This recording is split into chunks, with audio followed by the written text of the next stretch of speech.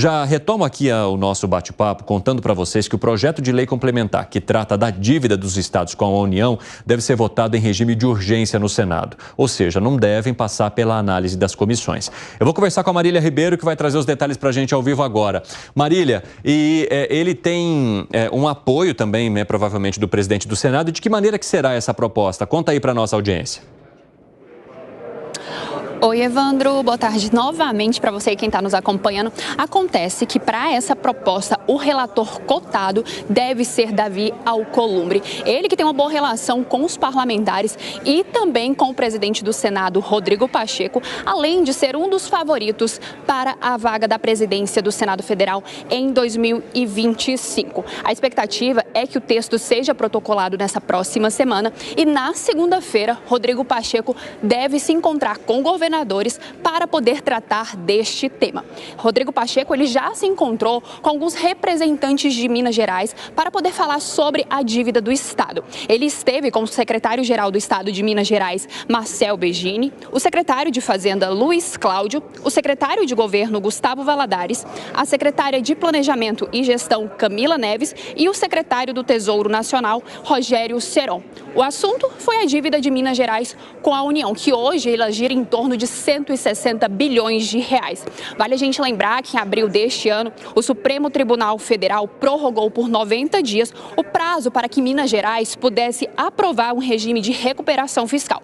Esse prazo encerra agora, no dia 20 de julho. O governo de Minas Gerais estuda pedir uma prorrogação desse prazo para que possa fazer aquelas estratégias para saber como é que vai fazer com esse pagamento para a União. Acontece que o Rodrigo Pacheco fez uma reunião nesta semana com o secretário executivo do Ministério da Fazenda, Dário Durigan, com o ministro das Relações Institucionais, Alexandre Padilha, e também com o líder do governo do Congresso Nacional, Randolph Rodrigues. E nessa reunião, eles falaram justamente sobre esse projeto da dívida dos estados. E uma das alternativas para que eles conseguiram encontrar que foi citada por Rodrigo Pacheco, foi a possibilidade da compra de ativos pela União como forma de abater parte dos valores devidos. E isso foi que Rodrigo Pacheco falou, que o Congresso Nacional e o Ministério da Fazenda chegaram a esse consenso. A expectativa é que esse projeto seja apreciado no Senado Federal antes do recesso parlamentar. Então, eles têm até o dia 17 de julho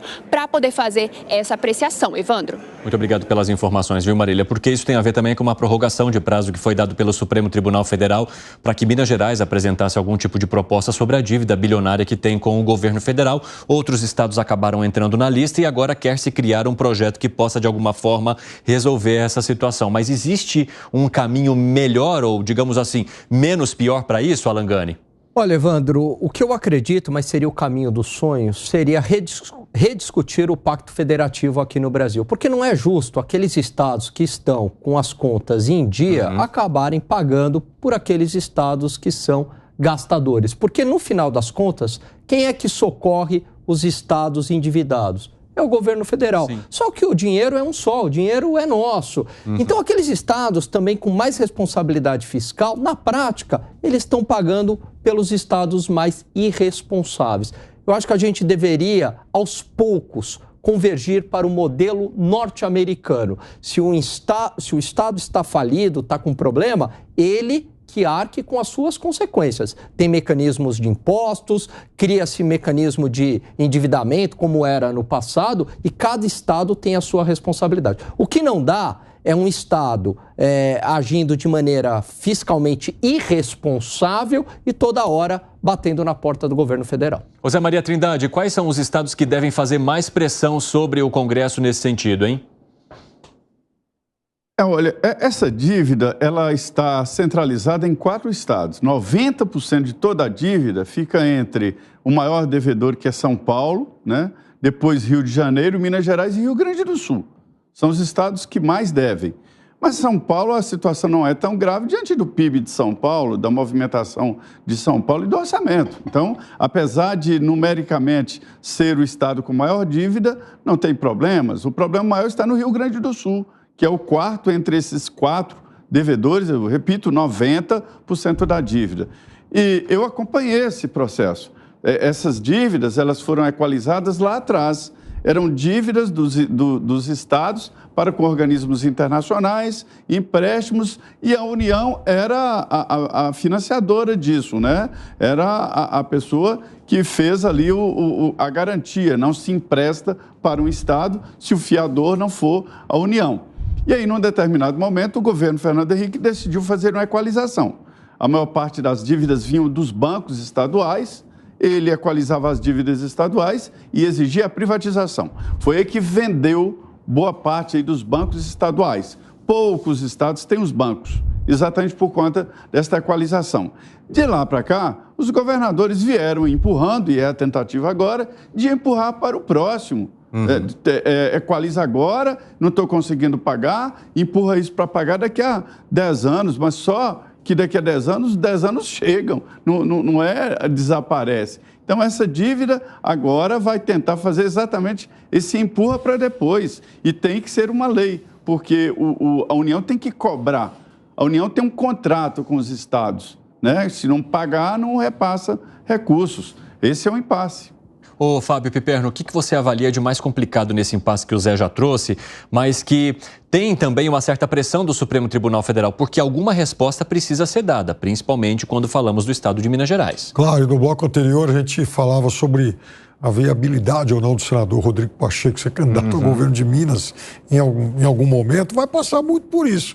Se ele for, por exemplo, o patrono de uma grande renegociação, é óbvio que ele se cacifra. Se ele não conseguir solução alguma e fracassar nesse intuito, fica muito mais, as chances dele são muito mais remotas. Essa solução ela vai ter que ser criada em breve, como o Zé falou, 90% desse estoque de dívidas ele diz respeito a 4 estados, sendo que um deles não vai mexer nisso agora, que é o Rio Grande do Sul, que teve toda a sua situação congelada aí por 3 anos. Agora, como lembrou o Alan, também não é justo a gente submeter todos os devedores às mesmas condições. Hoje, por exemplo, eu vi lá no Diário do Nordeste, um Ceará comemorando os bons resultados de 2023, né, e do primeiro trimestre desse ano. O PIB cresceu o dobro da média nacional. É um estado que vai se mostrando mais saudável. Ora, como é que ele pode ser submetido às mesmas soluções leoninas que os demais, se ele está modestamente cumprindo as obrigações dele e os grandões não? E pagando pelos demais. Né? O que você acha, Segré? Primeiro, eu lamento que não esteja Felipe Monteiro aqui participando do programa, porque Ciro Gomes, o outro dia, mencionou, quando ele foi prefeito, governador, que uma das características fundamentais era a obtenção do superávit fiscal. Superávit fiscal que permite que Ceará, como muito bem está mencionando o Piperno, tenha resultados fiscais bons. E devemos lembrar, se eu não estou enganado pela data, começos de janeiro de 1999, 7 de janeiro, se não estou errado, o primeiro decreto do então governador Itamar Franco de Minas Gerais foi a declaração da moratória da dívida. Ou seja, moratória é, não vou pagar, faço um paga-Deus e vocês vão e reclamem para alguém. E isso obrigava a negociar. O Congresso deveria, na minha humilde opinião, de novo, fomentar uma lei que impeça que um governador, um prefeito e o presidente da República saiam do governo com uma dívida maior que aquela que eles assumiram quando assumiram o mandato. É a única maneira que, em decorrer de um tempo, possa melhorar as contas, o Brasil saia dessa gastança desnecessária. Por quê? Porque não tem responsabilidade nenhuma. E os governadores também, e os prefeitos também.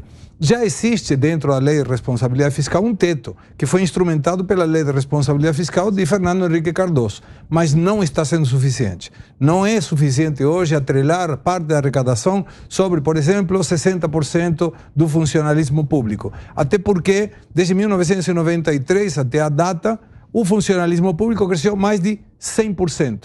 Sendo que a demografia cresceu 63%. Então, teria que ter uma lei que proíba, mas lei firme, com muita sentença contra, civil, penal, contra o governador. Ele tem que entregar para o sucessor uma dívida menor que aquela que ele recebeu. Em 10 anos, resolvemos tudo.